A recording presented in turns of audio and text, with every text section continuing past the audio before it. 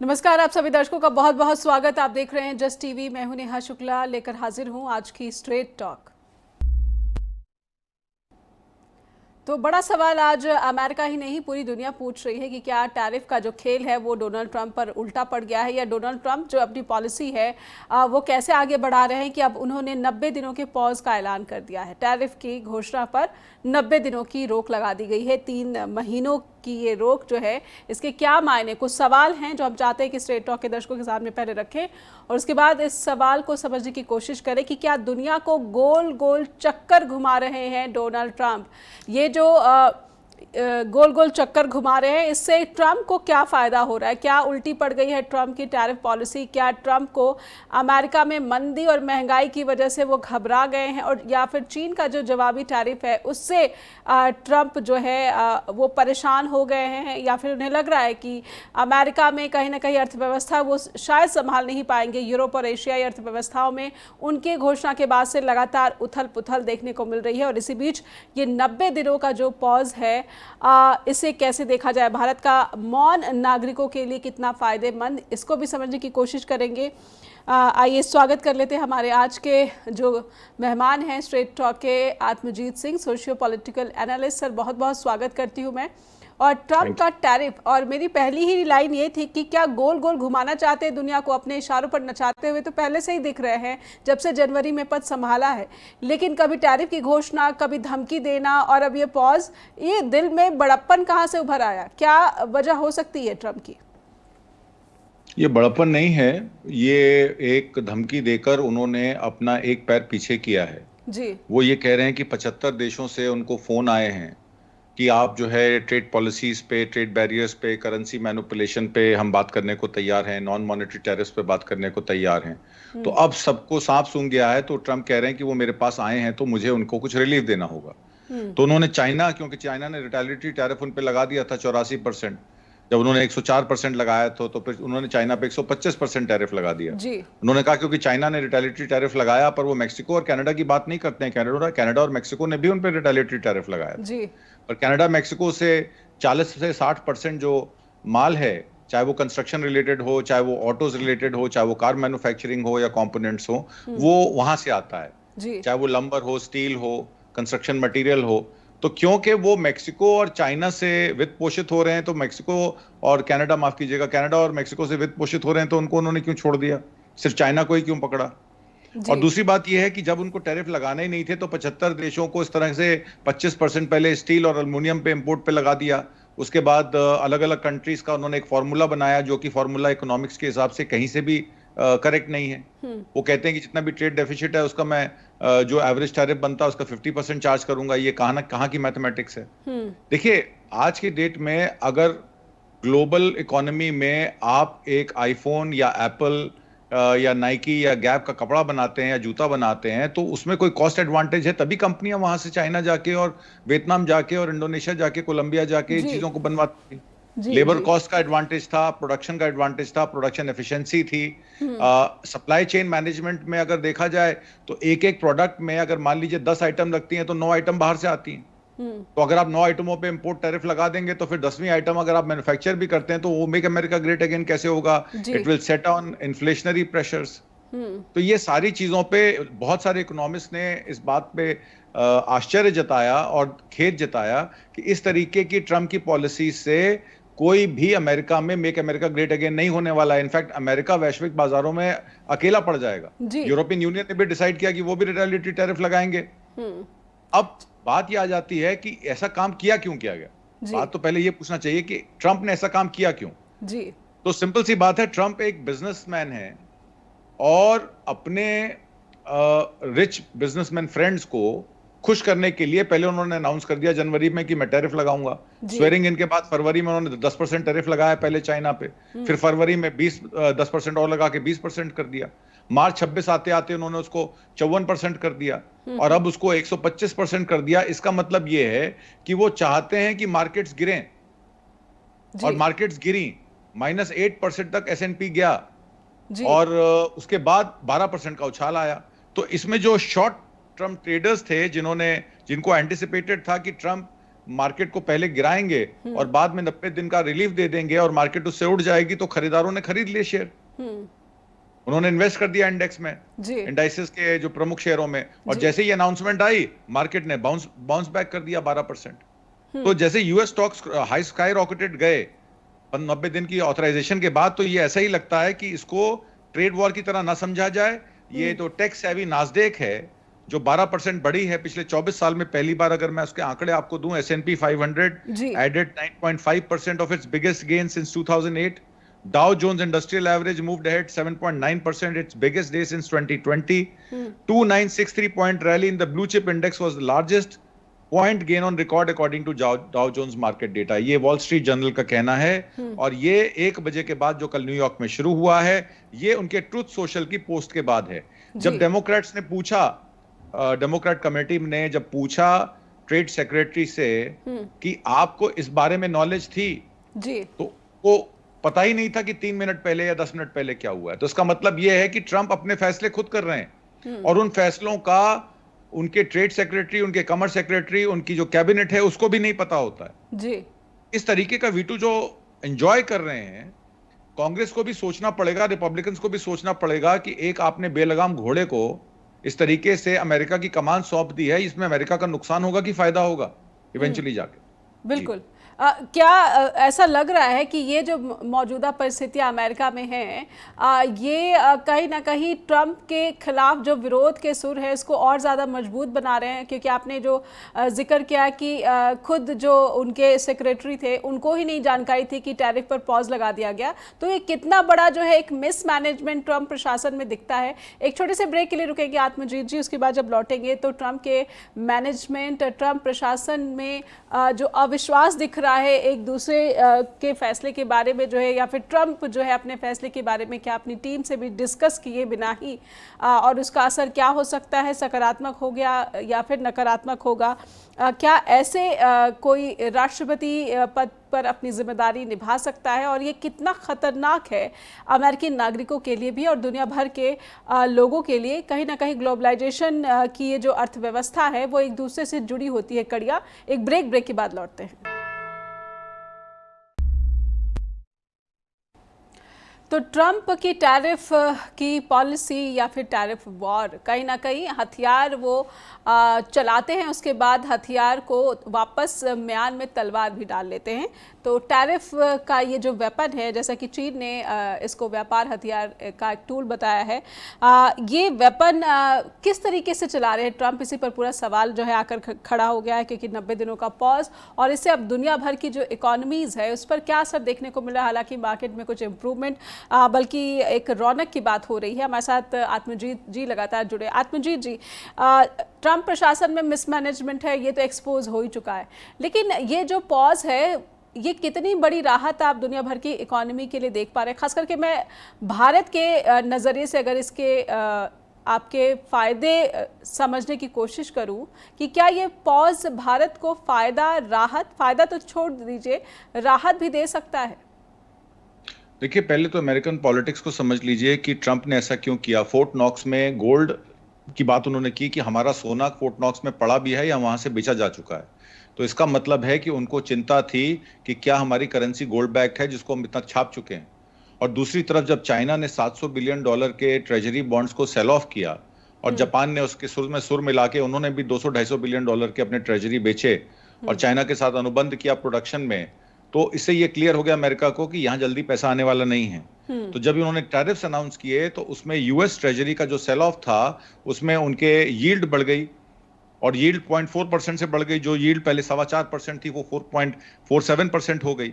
यानी कि टैरिफ को रिट्रैक्ट करने के बाद वो यील्ड 4.71 से कुछ रिट्रैक्ट की 4.41, तब भी वो 0.4% ज्यादा। इसका मतलब है कि यूएस ट्रेजरी में जो 10 साल का पैसा सरकार रेस करती है अपने कार्यकाल के लिए, क्योंकि उनको पैसे की जरूरत थी, उन्होंने ट्रेजरी के सेल ऑफ्स को कनाडा को एक अपॉर्चुनिटी बना दिया कि जो थर्ड वर्ल्ड कंट्रीज में लॉन्ग या शॉर्ट बैठे हैं मिड कैप्स और स्मॉल कैप्स में, वो यहां से विड्रॉ होके यूएस ट्रेजरी खरीद लें, क्योंकि बाहर की थर्ड वर्ल्ड कंट्रीज की जो मार्केट्स हैं वो एक तरीके से वॉलेटाइल हो चुकी हैं। अब उसका मैं आपको एक प्राइम एग्जांपल देता हूं कि हमारे जो स्मॉल कैप और मिड कैप फंड्स हैं भारत में, उसमें अगर देखें तो सबसे बड़े जो 10 फंड्स हैं, जैसे निपॉन इंडिया है 5,851 करोड़ रुपए का वो एसेट अंडर मैनेजमेंट करता है, एसबीआई है 28,777 करोड़ रुपया, एचडीएफसी 28,129 करोड़ रुपया, क्वांट 22,829 करोड़ रुपया, axis, Kotak, HSBC, DSP, Franklin, Canara, जो टोटल पोर्टफोलियो है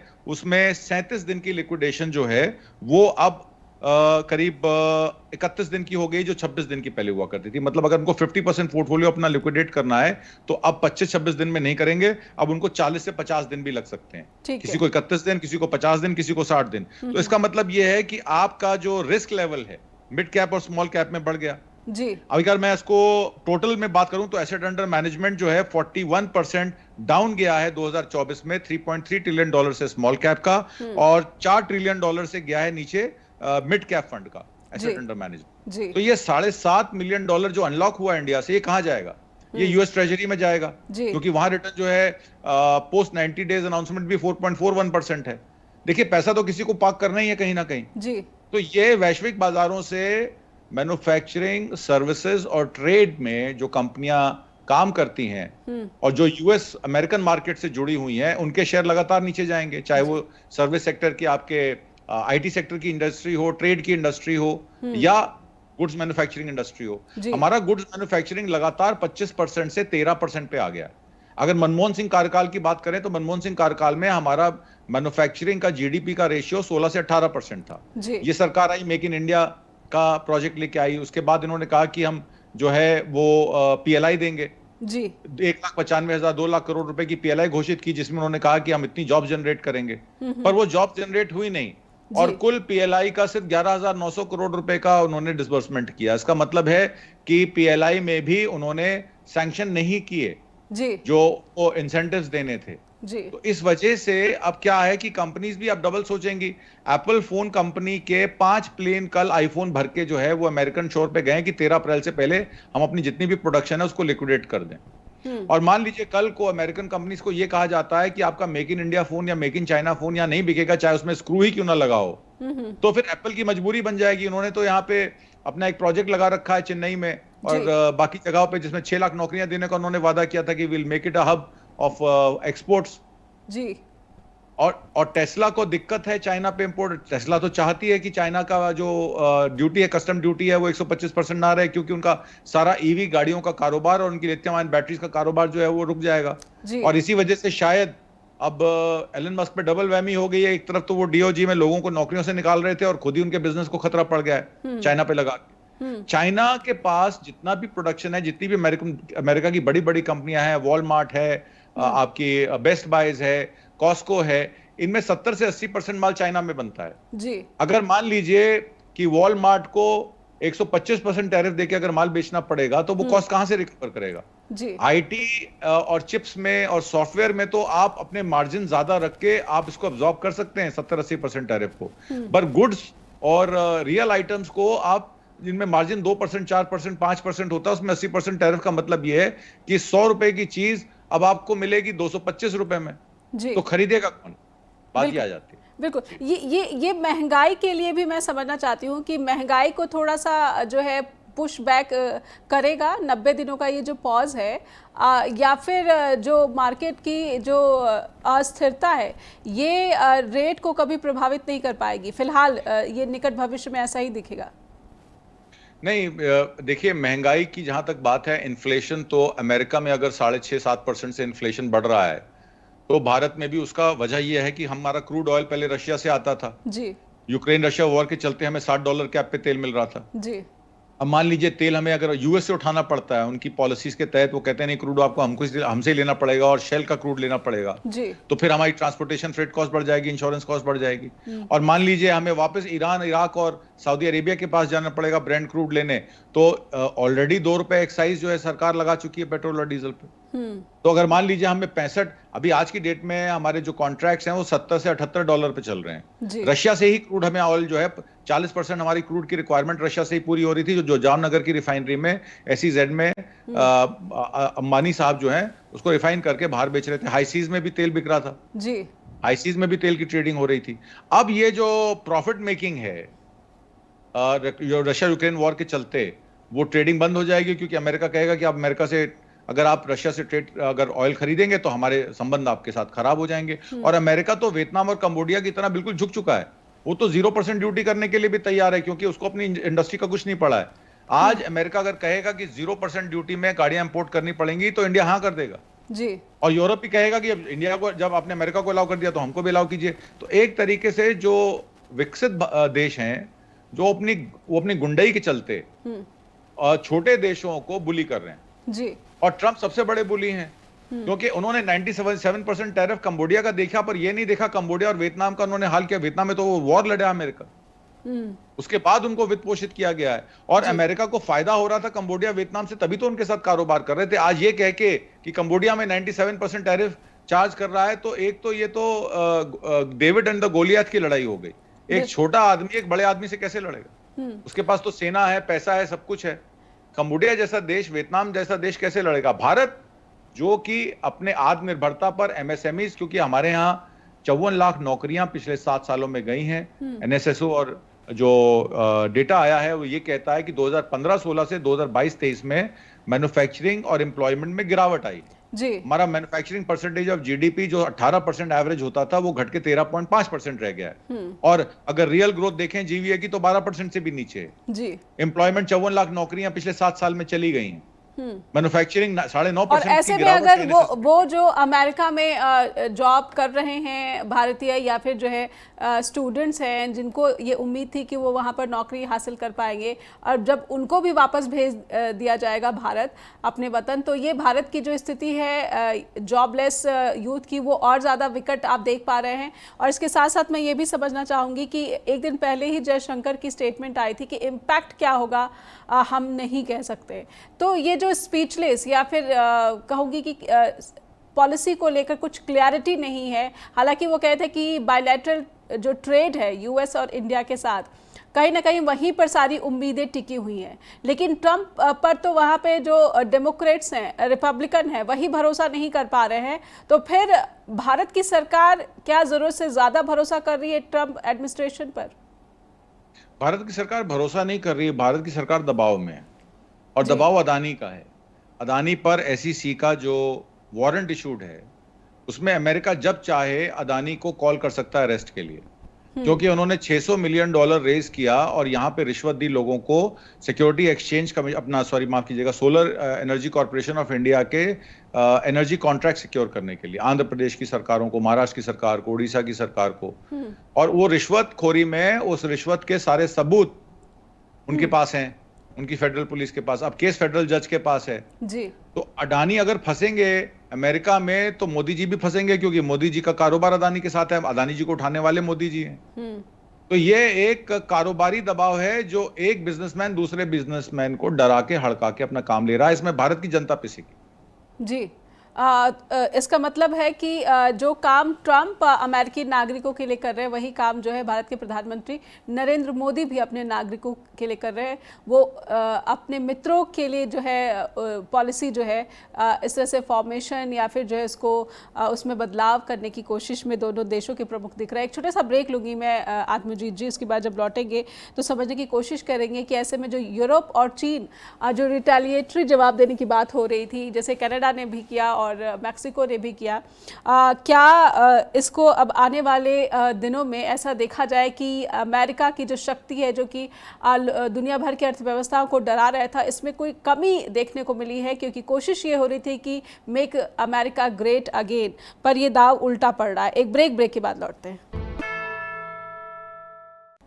फिर से स्वागत है आपका, आप देख रहे हैं स्ट्रेट टॉक और आइए आत्मजीत जी के पास दर्शकों को लेकर चलते हैं। आत्मजीत जी, यूरोप की जो स्ट्रैटेजी रही और चीन की जो स्ट्रैटेजी रही है, क्या भारत के मुकाबले इन यूरोपियन यूनियन की बात कर ले या फिर चीन की कर ले, ये ज़्यादा स्पष्ट रही है, इसीलिए कहीं ना कहीं जो ट्रंप को चुनौती देने की बात है तो वो दोनों शक्तियां चुनौती देते हुए दिख भी रही हैं और साथ ही साथ अपने नागरिकों के हितों की संरक्षण करते हुए, सुरक्षा करते हुए भी नजर आ रही हैं? देखिए, यूरोप को तो धोखा मिला है, क्योंकि नाटो का जो अनुबंध था यूरोपियन यूनियन के साथ, जिसमें अमेरिका ने सिक्योरिटी गारंटी ली थी कि नाटो कंट्रीज जो 32 कंट्रीज हैं उसमें किसी पे भी अटैक होगा तो अमेरिका सबसे आगे होगा उस अटैक का जवाब देने के लिए। यूक्रेन को उन्होंने पहले नाटो का सदस्य बनाया, हालांकि नाटो का सदस्य किसने बनाया, बाइडेन एडमिनिस्ट्रेशन ने बनाया या उससे पहले ओबामा एडमिनिस्ट्रेशन ने बनाया, उसमें यूरोपियन यूनियन की गलती थी या फ्रांस इसमें नहीं, जो था बनाने ट्रिगर का फैक्टर सपना था। दिखाया, बनाया नहीं क्या अभी तक? जी। नहीं, यूक्रेन को तो उन्होंने अपना बनाया है ना नाटो का सदस्य, तभी तो वहां पे यूरोपियन यूनियन लड़ाई में शामिल हुई। अलाइड फोर्सेस कहाँ से आई? जी तो यूक्रेन तो नाटो का सदस्य बना ही। और जी जबकि रशिया ने मना किया था कि आप इन जो हमारे जो स्कैंडिनेवियन कंट्रीज हैं, जो यूक्रेन है, इन लोगों को छोड़ दीजिएगा, पोलैंड यूक्रेन वगैरह को, इनको आप मत छेड़िएगा, जी क्योंकि ये हमारे यूएसएसआर के पार्ट थे और हमारा जो आना जाना है यहाँ पे, हमारे यहाँ पे लेन देन है, आप अगर इसमें घुसेंगे तो आपकी लड़ाई सीधे हमारे साथ हो जाएगी। पुतिन ने तो वार्न किया था, जी पर उन्होंने फिर भी आपने उनको अपना एलाई बनाया, उनको न्यूक्लियर आर्सेनल दी। और जब रशिया को इस बात पे ऑब्जेक्शन हुआ तो अमेरिका ने उस समय कुछ किया नहीं, जी अलाइड फोर्सेस के साथ उसने भी लड़ाई लड़ी। अब लड़ाई लड़ने के बाद एडमिनिस्ट्रेशन चेंज हो जाता है, फिर ये बाइडेन को गालियां देनी शुरू कर देते हैं कि ये बाइडेन की गलती थी, ओबामा इसमें रिस्पॉन्सिबल है, ओबामा नहीं होता तो ये नहीं होता, वो नहीं होता। ये तो आपकी इंटरनल पॉलिटिक्स है। आज मान लीजिए मोदी जी आते हैं, जी मोदी जी आते ही जवाहरलाल नेहरू से लेके इंदिरा गांधी से लेके राजीव गांधी, सबको गालियां देते रहते हैं। अरे आप अपना काम कीजिए ना, जैसे जो समय का टाइम था, जो समय की सरकार थी या जो समय की इंटेलिजेंस थी, जैसे उनको लगा उन्होंने ठीक किया अपनी फॉरेन पॉलिसीज के हिसाब से। जी आपको जैसा ठीक लगता है आप कीजिए। आप किसी को गाली देके दूसरे देशों को ये तो नहीं कह सकते भाई हमारे पहले राष्ट्रपति आगे गलत कर गए, अब हम अपनी सिक्योरिटी गारंटी हटाते हैं। उन्होंने यूक्रेन से सिक्योरिटी गारंटी हटाई, उन्होंने यूरोपियन यूनियन से सिक्योरिटी गारंटी हटाई, उन्होंने यूरोपियन यूनियन को यहां तक कह दिया कि आप अपने अपने डिफेंस का इंतजाम खुद देख लीजिए। तो जर्मनी ने भी डिसाइड कर लिया कि हम अपना 6% पैसा जीडीपी का जो है अब डिफेंस एक्सपेंडिचर और बाकी चीजों पर खर्च करेंगे। तो ये जो नया वर्ल्ड ऑर्डर अब बन रहा है, इसमें अमेरिका, क्योंकि अमेरिका के पास पैसा खत्म हो गया है, अमेरिका के खजाने खाली हो गए हैं, तो जब अमेरिका अब अपने आप को वित्त पोषित करने के लिए इस तरीके के कदम उठा रहा है कि वो कह रहा है कि मैं इस पर टैरिफ लगा दूंगा, मैं उस पर टैरिफ लगा दूंगा, और अमेरिका को एक कंज्यूमर मार्केट को जो है वो सिर्फ इन हाउस प्रोडक्शन से ही वित्त पोषित करूंगा और बाहर की कंपनियों को नहीं घुसने दूंगा। तो इस तरीके से जब आप इस तरीके से जो पिछले 40 सालों से the globe is one and the world is flat and any person can be in any part of the world, वो अमेरिकन इकोनॉमी से जुड़ सकता है, तो वो आपने सब खत्म कर दिया।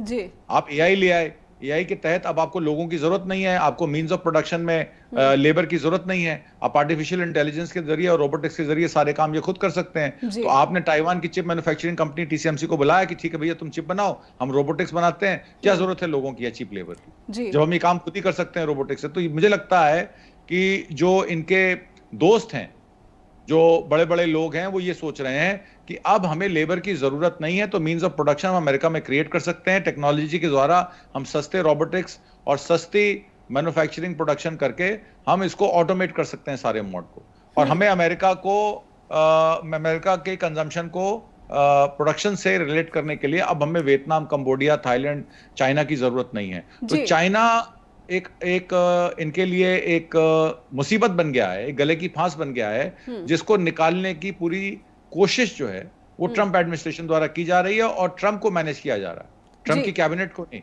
खाली ट्रंप को मैनेज किया जा रहा है, क्योंकि ट्रंप वही सब कर रहे हैं जो उनसे करवाया जा रहा है। जी ऐसे में भारत की जो स्थिति है ग्लोबल इकोनॉमी में आप कहाँ देख पा रहे हैं? क्योंकि ट्रंप के लिए भी भारत एक जो है एक बड़ा बाजार है, चीन के लिए भी भारत एक बड़ा बाजार है।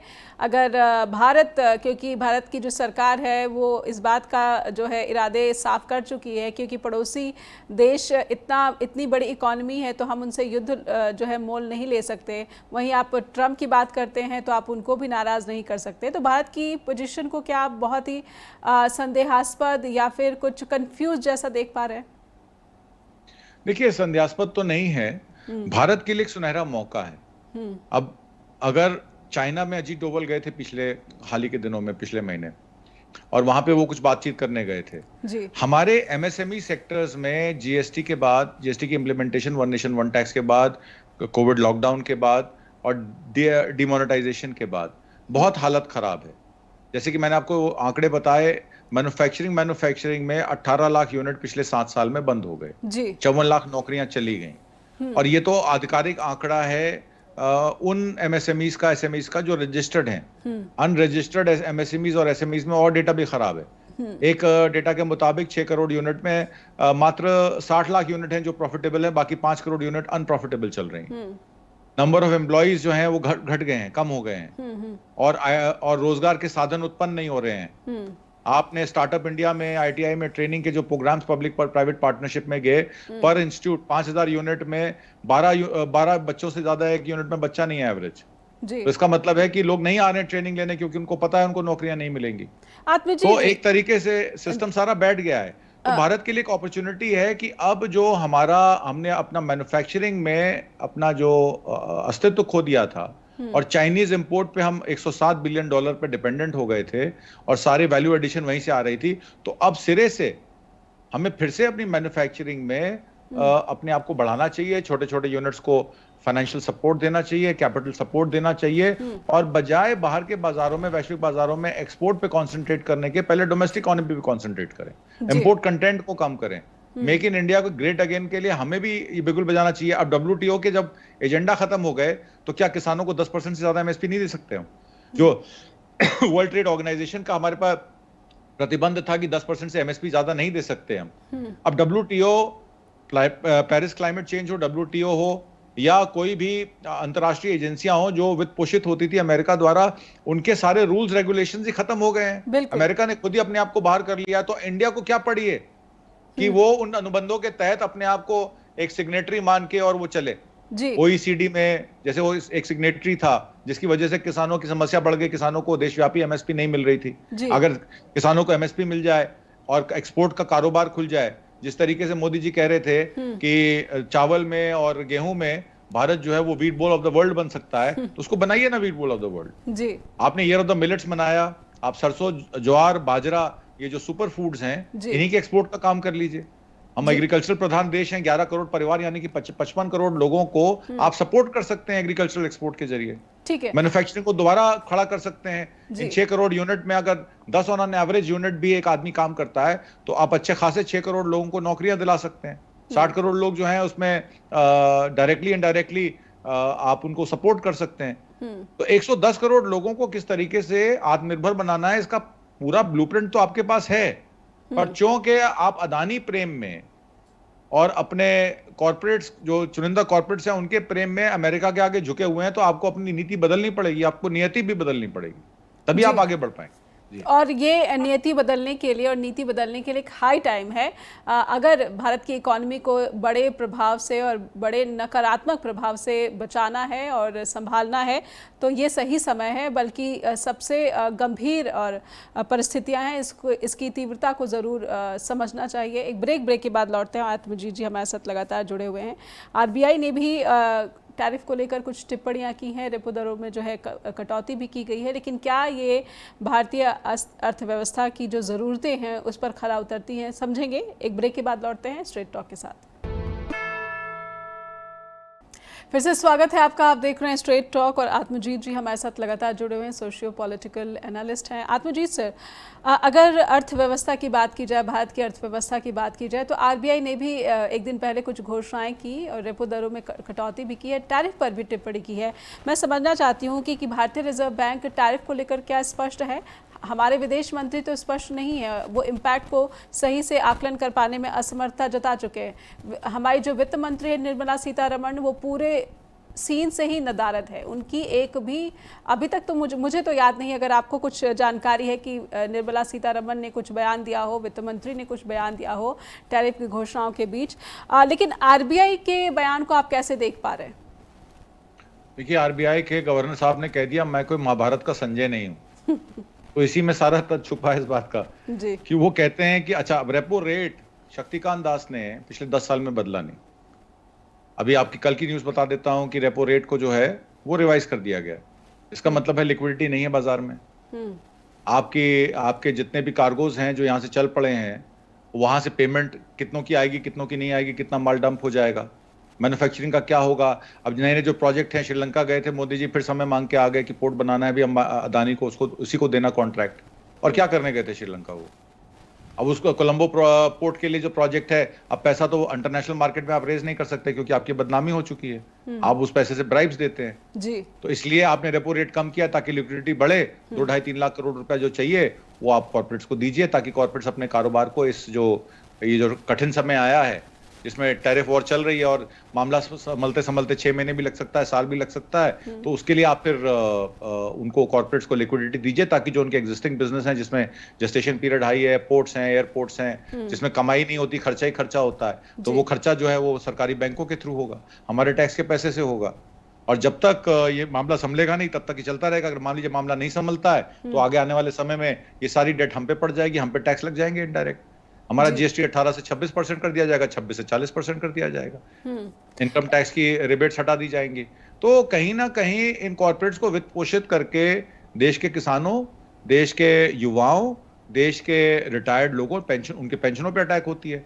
एलआईसी की रिटर्न देख लीजिए, पिछले 10 साल पहले रिटर्न क्या आती थी, आज रिटर्न क्या आती है, वो भी तो रेंटल इनकम और मार्केट से ही प्रभावित होती है। बिल्कुल। अगर स्टॉक मार्केट 20% गिरेगा, स्मॉल कैप, और जैसे मैंने आपको बताया small cap 3.3 trillion, mid cap 4 trillion, मतलब कि 30 से 40% नुकसान तो already small cap mid cap में हो चुका है। और लार्ज कैप से कितनी रिकवरी करेंगे आप? प्राइस अर्निंग रेशियो भी तो देखना है आपको जी। तो जो पेंशनर्स हैं, जो रिटायर्ड लोग हैं, जो किसान हैं जिनको एमएसपी नहीं मिलती है, जो नौकरी ढूंढ रहे हैं, जो युवा हैं जिनका एजुकेशन जो बजट है वो इंक्रीज होता जा रहा है लगातार, फीसें लगातार बढ़ती जा रही है प्राइवेटाइजेशन के चलते, तो फिर ये सारे मामले में अगर आप देखें तो नुकसान तो एक आम आदमी का ही हो रहा है ना। मैं एक छोटा सा उदाहरण, बिल्कुल एक छोटा सा उदाहरण जो है टाटा मोटर्स के शेयर्स जो है 10% का नुकसान हुआ, गिरावट दर्ज की गई।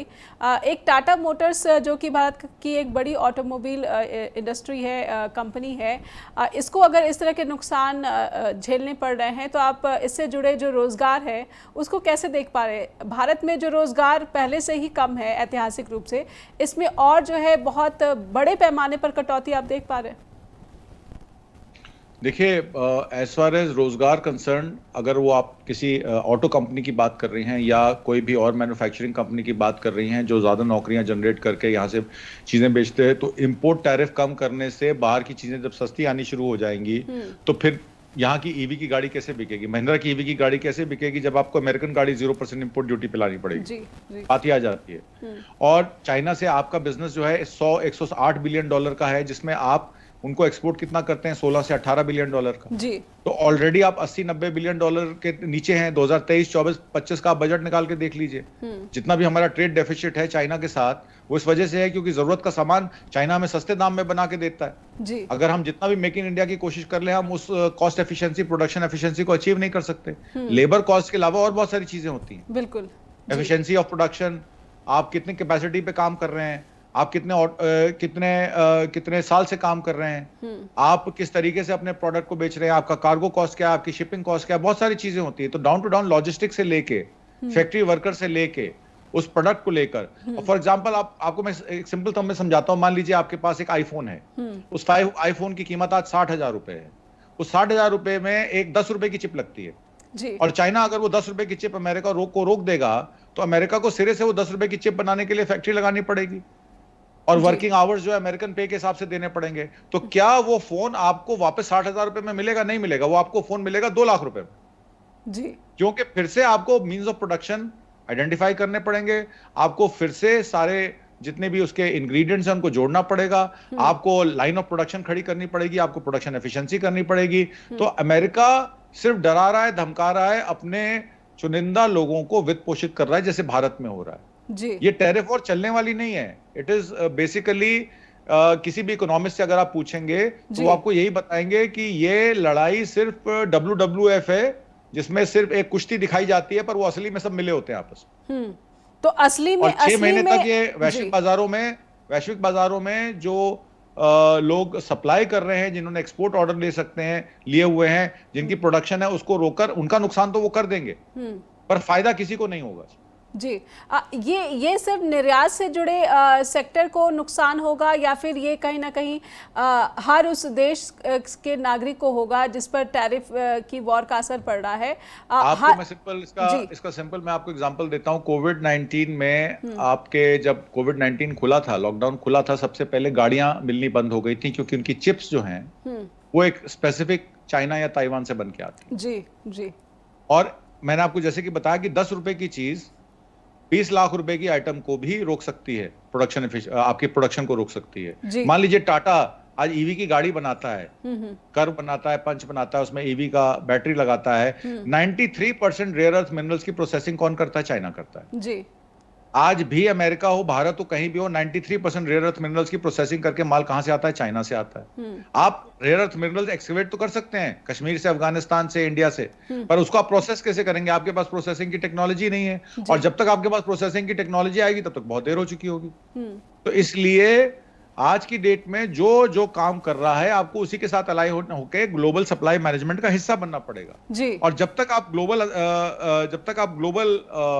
सप्लाई चेन का हिस्सा नहीं बनेंगे तब तक आप प्रोडक्शन को अपने बढ़ा नहीं सकते। मैं आपको एक छोटी सी एग्जांपल और दे देता हूं इसमें कि टैरिफ जो हैं वो वर्ल्ड को तो डिसरप्ट कर देंगे, जैसे ट्रंप ने लगाए हैं, पर कार के dashboard, smartphones, hyper specialised parts जो अलग अलग देशों में बनते हैं, उसको आप कैसे कंट्रोल करेंगे? जैसे टोयोटा कंपनी है, टोयोटा एक गाड़ी में 4 लाख प्रोडक्ट्स लगाती है जी।